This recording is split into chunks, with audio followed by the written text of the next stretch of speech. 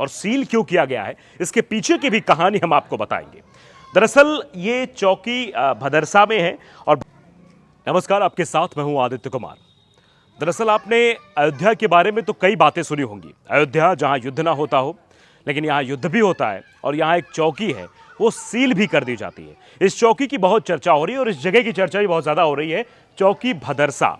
ये चौकी अभी कुछ दिन पहले तक चल रही थी। यहाँ पुलिस वाले बैठते थे, यहाँ पर लोग अपनी गुहार लेकर आते थे, पुलिस से मदद के लिए आते थे, क्योंकि आप जानते हैं कि उत्तर प्रदेश की पुलिस मदद के लिए तैयार रहती है।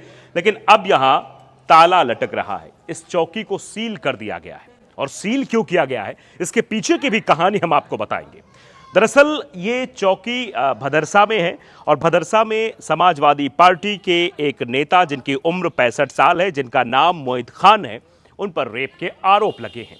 और उसके बाद क्योंकि ये बताया जा रहा है कि उन्हीं की जगह पर यह चौकी बनी हुई थी, तो इसी लिहाज से उस पीड़िता को मदद नहीं मिल पा रही थी, पुलिस सुनवाई नहीं कर रही थी। और शायद यही वजह है कि यहाँ पर जो है इस तरीके की चीज़ें हुई। और उसके बाद जब ये मामला संज्ञान में आया तो इस चौकी को सील कर दिया गया।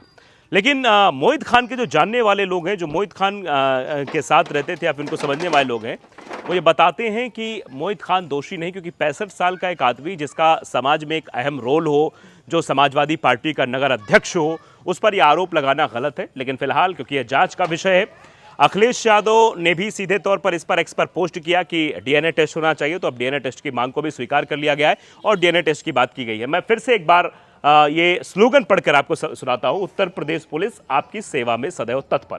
चौकी भदरसा, थाना पुरा कलंदर, जनपद अयोध्या।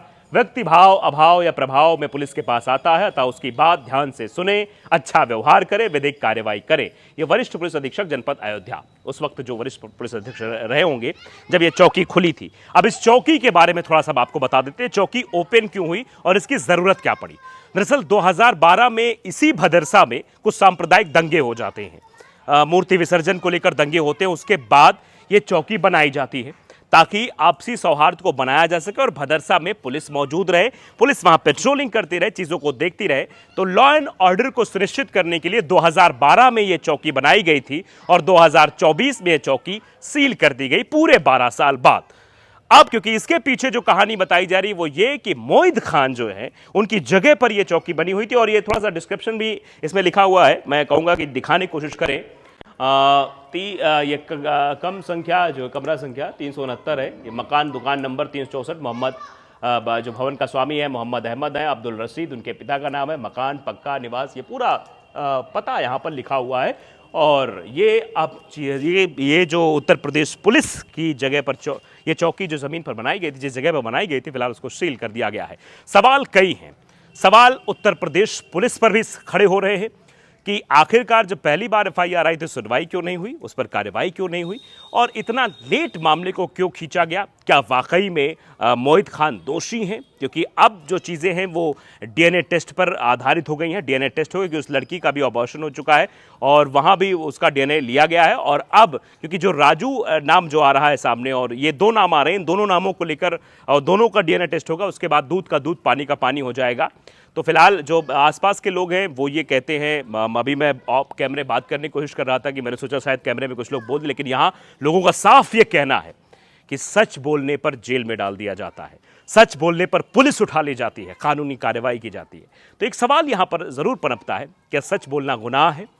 क्या सच बोलने के लिए लोगों को अब बचना पड़ेगा? अब लोग सच बोलकर सामने नहीं आ पाएंगे, ये भी अपने आप में बड़ा सवाल, क्योंकि लोग यहाँ पर अभी और भी टीम आई थी, यहाँ पर बातचीत भी हुई, लोगों ने बोला भी, लेकिन अब कोई भी बोलने को तैयार नहीं है, क्योंकि सबका ये कहना है कि अब मामला चल रहा है, कोर्ट में चीज़ें होंगी, हम कुछ बोलेंगे तो पुलिस हम पर दबाव बनाएगी, पुलिस हमें गिरफ्तार कर लेगी। ये भी अपने आप बड़ा सवाल। फिलहाल चौकी के बारे में हमने आपको बता दिया, ये चौकी भदरसा में स्थित है। फिलहाल इस पर ताला लग चुका है। अब ये चौकी खुलेगी या नहीं खुलेगी, इसका भविष्य भी अब अंधकार में चला गया है। और वहाँ पर हमने आपको तस्वीरें दिखाई कैसे मोहित खान की जो बेकरी थी वो भी पूरी तरीके से मतलब बुलडोजर के बाद अब पूरा वहाँ पर वातावरण जो है पूरे सन्नाटा का हो गया है। एक तरीके से कह सकते हैं कब्रिस्तान जैसा वहाँ पर लग रहा था। और यहाँ पर भी अब सन्नाटा पसरा हुआ है, जहाँ पुलिस की गाड़ियाँ खड़ी होती थी, लोग अपनी फरियाद लेकर पुलिस के सामने आते थे, वो भी अब सन्नाटा है।